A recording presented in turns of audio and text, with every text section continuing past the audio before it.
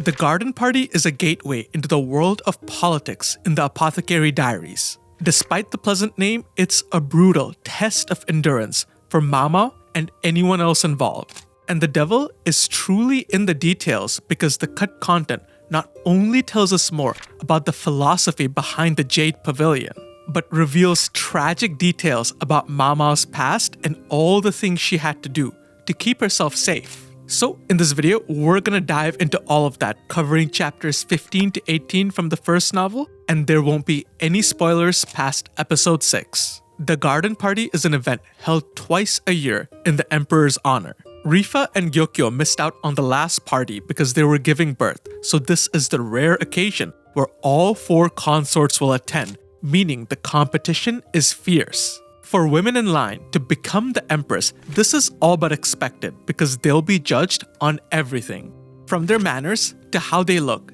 and on top of that list is what they'll be wearing. In the show, we got a quick peek at their outfits, and it's a cute way to make fun of Maomao. But in the books, the outfits have a deeper meaning, and understanding more about Gyokyo will help us figure that out. Because she comes from a western town devoid of any real resources, so her political standing was not great. So she had to bring along ladies whom she could trust, and given their humble origins, Gyokyo's ladies-in-waiting were not spoiled. They come from a land where even the daughters of bureaucracy had to work in order to feed themselves. That's why they don't shy away from manual labor. And to them, Gyokyo is their beacon of hope because once she became the emperor's favorite, the world could no longer ignore their homeland. And Gyokyo is smart, not content to be just a mere pampered ornament. Her influence over the emperor allowed their lands to flourish via trade. The ladies owe more than just a debt to Gyokyo, so their loyalty is unquestioned, and their outfits for the garden party are a symbol of that dedication. Each high-ranking consort is given a color palette. For Gyokyo, it's ruby and jade, so she's fashioned in a crimson skirt, a jacket of lighter red, and embroidery of golden threads. Her hair is decorated with rings, flowers, and a tiara, showcasing jade at every opportunity. And the ladies-in-waiting dress to highlight Gyokyo's charm. They wore overgarments and skirts of a lighter color than that of their mistress. The outfits are plain, and that's by design, because when presented together, Gyokyo will stand out even more, showcasing the philosophy that the Jade Pavilion stands by, that they are here to support Gyokyo in every which way possible, because all their hopes, dreams, and ambitions are riding on her. The final touch to their outfits are items from Gyokyo's prized collection, hair sticks, necklaces, earrings, all adorned in jade. It's Gyokyo's method of signaling to the world who these ladies belong to, because the loyalty cuts both ways. And the final step is makeup, and this is where Maomao gets caught. And there's a lot more to this scene in the books than is presented in the show. Because Maomao did not hate makeup, in fact she fancies herself as a great user of it. But she understood that its sole purpose isn't for beauty. Some married women use it to hide their looks, and that was Maomao's exact strategy. But she was a bit more extreme than the average person. Because the first step of her routine was to tattoo her face. She pricked herself with needles to create her freckles, making sure not to go too deep so the effects disappear in a year. Her father wasn't pleased with the fact that what she was doing to herself was essentially what they did to criminals. Maomao then caked dry clay and pigments around her nose, and combining that with the tattoos from before, her freckles came to look like discolorations and birthmarks. No one would think it's cosmetics because no one would think someone is crazy enough to do all of this. But it's necessary for Maomao's survival because living near the pleasure districts, men often left unsatisfied. And they mistook Maomao's apothecary shop for another sketchy establishment with a quote-unquote strange theme. There were repeated attempts on Maomao, but eventually the kidnappers got her and it was just bad luck.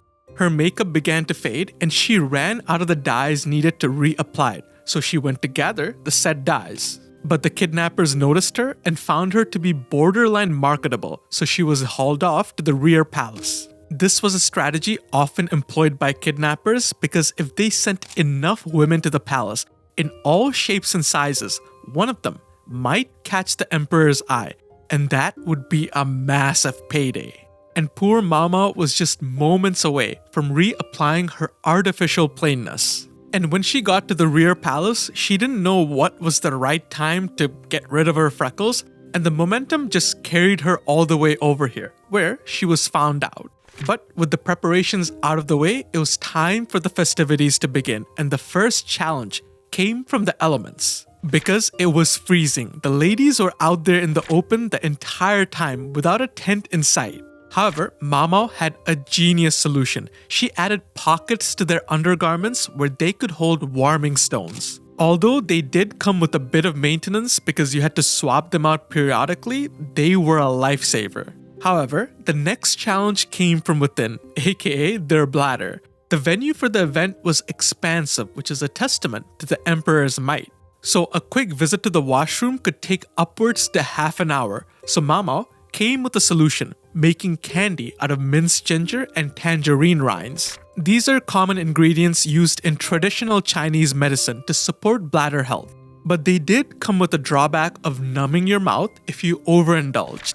And the final challenge came from the other ladies in waiting. Maomao noticed that the garden party was set up in such a way to intensify competition. The emperor, the high-ranking consorts, and all their head ladies in waiting were occupied. So no one was keeping the underlings in check, so they engaged in battles on their mistress's behalf. Typical mean girl type behavior like Rifa's ladies in waiting, making fun of Gyokyo's for their plain outfits. But the fun starts when Maomao joins in, because when she was serving at the Crystal Pavilion, the lady in question threatened to report Maomao to her father. So Maomao naturally threatened her back, saying she would do things to the lady that she could never report to her father. And in the books, Maomao goes even harder. She slips her knee in between the girl's thighs and tickles the nape of her neck, giving her a graphic representation of what these quote-unquote things could be. Maomao fancied herself to have a very unique sense of humor, given the time she spent in the pleasure districts. We saw an example of this back in episode 2 with the whole aphrodisiac situation. And she was disappointed that the ladies of the court didn't get her sense of comedy given their lack of real-world experience. But besides the proxy wars, there was another conflict brewing, but one that centered on Maomao. At the beginning of the story, Gyokyo marks Maomao with a jade necklace, reminding her that she is her lady in waiting. But throughout the party, Maomao receives various other hair sticks, the most surprising coming from Rifa, the wise consort, and Gyokyo's direct competition. And it's a tricky situation for Maomao because given the sides they're on, they can't associate. But not too long ago, Rifa was Maomao's patient, and she's glad to see her doing well. Maomao was curious about updates to Rifa's health, but she could never return to the Crystal Pavilion because the ladies in waiting would chase her out.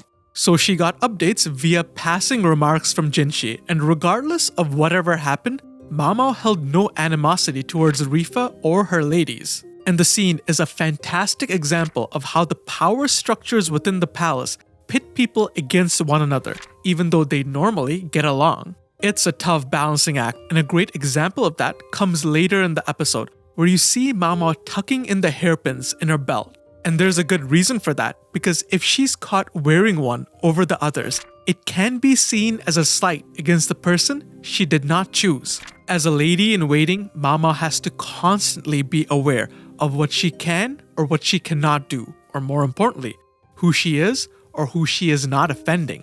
Especially moving forward, given the tense situation between the pure and virtuous consorts. One of the defining traits of the Apothecary Diaries is to not only deliver interesting mysteries, but to be able to weave those mysteries together to create an overarching plot that we never see coming. So rather than explaining tiny bits here and there, I'm gonna do a dedicated video series covering the most important mystery of the first half of the show. And if you want to know when that drops, leave a like and subscribe so it gets sent right to your feed.